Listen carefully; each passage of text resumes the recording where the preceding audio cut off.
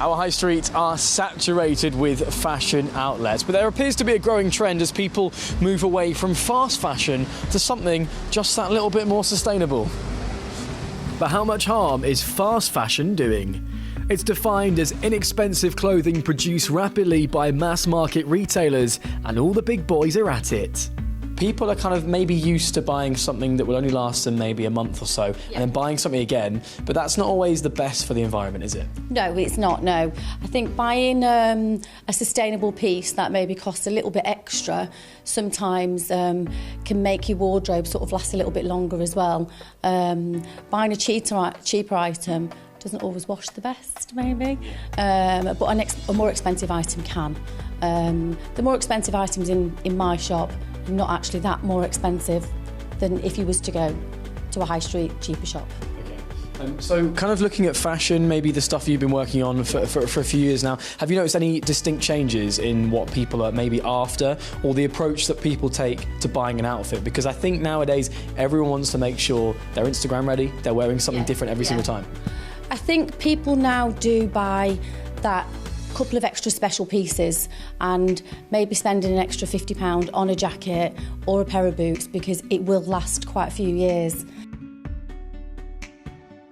I got fed up of keeping buying clothes that had to be like kind of thrown away.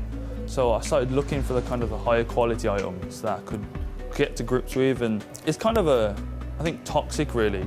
Like you think you're buying something to throw away, or you're buying something you know is going to fail on you.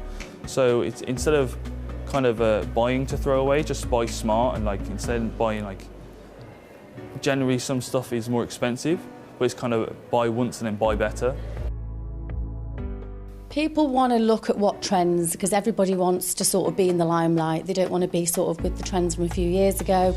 They want to be sort of, you know, what's going on, London Fashion Week sort of thing. Animal prints are still really high up there. The puffer jacket, so that's there as well.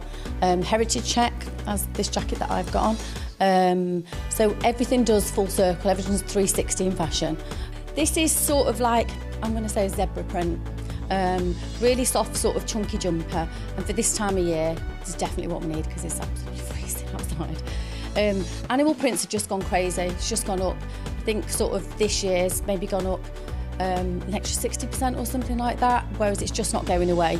We talked at the top about a big puffy jacket, which is what we've got here, and I imagine, again, you'd be pretty warm in that. So these sleeping bag jackets, we have had longer length ones in that actually do look like a walking sleeping bag. These have never gone away, and these are on trend every single year.